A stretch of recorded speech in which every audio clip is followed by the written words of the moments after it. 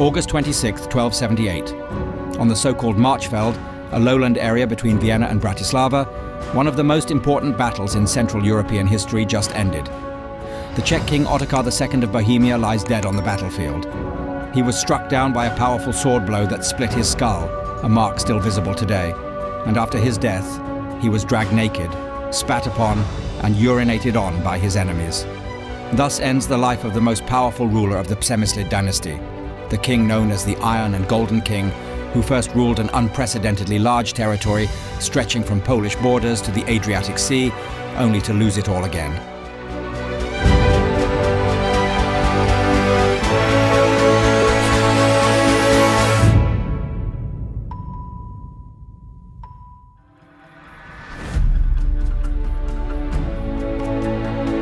Ottokar was likely born in 1233, the exact year is unknown, and to understand the phenomenal rise of his realm, we need to describe what Bohemia looked like while he was growing up. Ottokar's grandfather, Ottokar I, recently obtained the Golden Bull of Sicily, guaranteeing the hereditary right to the royal title. As a result, the Premyslid dynasty became a powerful force in Central Europe. Alongside the colonization of the borderlands, the founding of royal towns and the discovery of silver deposits near Jihlava, the economic strength of the kingdom grew, and by the mid-13th century, during the reign of Ottokar's father Wenceslaus I, the power of the Premyslid dynasty was so great that they began eyeing other territories to rule.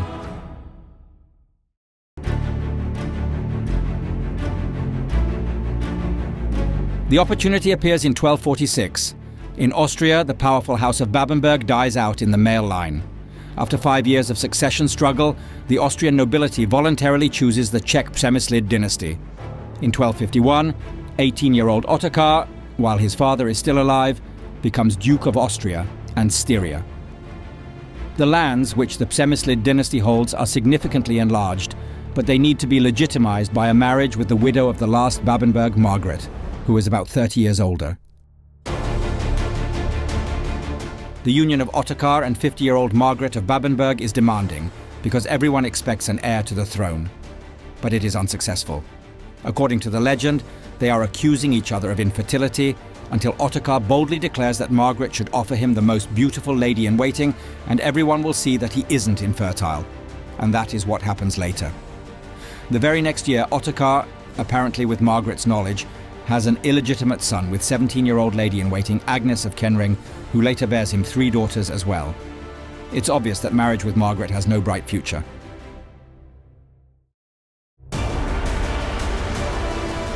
Meanwhile, his father Wenceslaus I dies. Ottokar becomes the King of Bohemia. As ruler, he enters history through his extraordinary town-founding efforts. During his reign, he establishes dozens of royal towns, including České Budějovice, Ústí nad Labem, Děčín, Písek, Kolín, Klatovy, Litovel, and Jihlava with its profitable silver mines. Royal towns bring extra income into the royal treasury. So rich, figuratively golden, Ottokar sets his sights on further territorial expansion. And in the politics of the time, a good relationship with the Pope is essential for that. And how to make the Pope happy? With a crusade against infidels.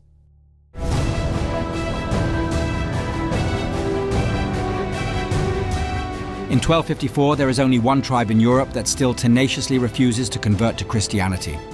The Prussians in the Baltic region, at the border area of present-day northern Poland and Lithuania. Ottokar leads a crusade of 60,000 Czech, Moravian and Austrian men, including a contingent led by a certain Rudolf of Habsburg, whom we will hear again later in this story.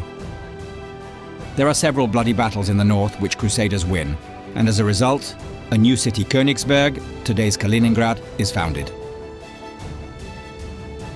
Ottokar's success and his significantly expanded dominion don't sit well with his powerful neighbors, mainly the Hungarian Árpád dynasty.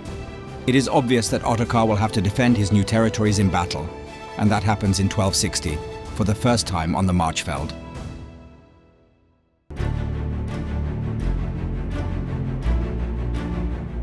Ottokar's army awaits the forces of King Bela IV near the village of Kressenbrunn.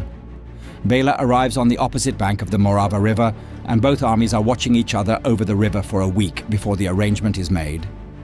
The Czech army allows the Hungarians to cross the river unhindered, and only then does the battle begin according to knightly custom. Ottokar's army therefore withdraws. The subsequent events remain controversial to this day.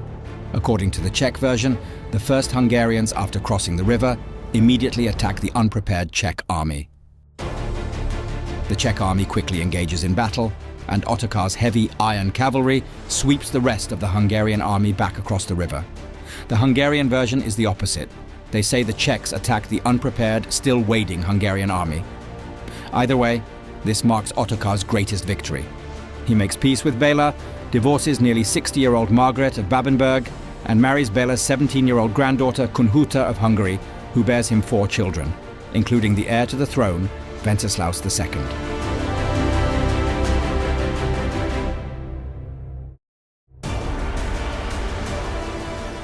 Ottokar then turns the peace with his great Hungarian rival into further territorial gains. He is lucky again when the ruler of Carinthia and Carniola, Ulrich of Sponheim, dies without an heir. And since he was Ottokar's cousin, he bequeaths his lands to him. Since 1270, Ottokar's domain stretches almost to the Adriatic Sea, and when 2 years later, the towns in Friuli, northern Italy, request his protection, his kingdom finally reaches the sea entirely. A stretch of the Adriatic Sea about 25 miles long, roughly from today's resort of Grado to today's Bibione, comes under Czech control.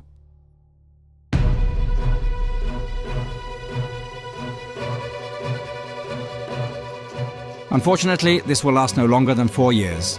At 40, Ottokar is by far the most powerful of all Central European rulers, and his opposition rises both at home and abroad. An unexpected rival is quietly growing at the then overlooked Habsburg castle near Zurich in Switzerland. The local Lord Rudolf of Habsburg, who is 15 years older than Ottokar, has gained a lot of diplomatic and military experience, among other raids during Ottokar's crusade, and he puts it all to good use in the new Roman king election of 1273. It's simple logic. A resolute count is chosen to prevent further Czech expansion.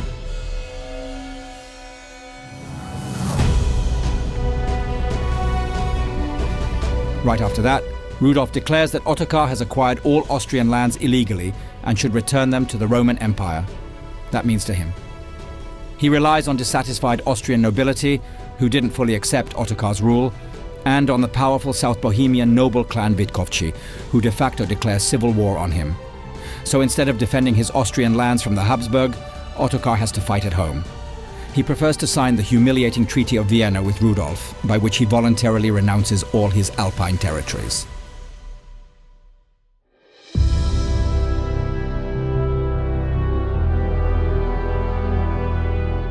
Yet 2 years later, on August 26, 1278, he attempts to reclaim his former dominions. Once again, he stands on the Marchfeld about 20 miles north of Kressenbrunn, where he achieved his previous victory. But the circumstances aren't so favorable this time. The Bohemian estates, after the suppression of the uprising, are assembling slowly and unwillingly. Meanwhile, Rudolf receives help from the Hungarian army. Ottokar is also unsuccessful tactically. The Czech king is fighting in the old-fashioned knightly style, where both armies clash head-on. However, Rudolf has prepared a new tactic, not particularly knightly but functional: a trap. Behind the hill, he concealed a reserve of about 200 soldiers, who, by attacking the surprised Bohemian flank from the side, effectively decide the battle. Ottokar, traditionally fighting in the middle of the chaos, is surrounded and killed by a powerful blow to the head.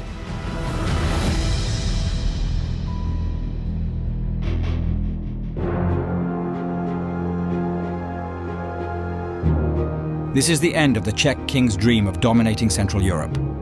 The battle on the Marchfeld is regarded as one of Czech's most famous defeats, but no one on that hot August day could imagine what that 3-hour clash of about 50,000 soldiers truly meant for the European future.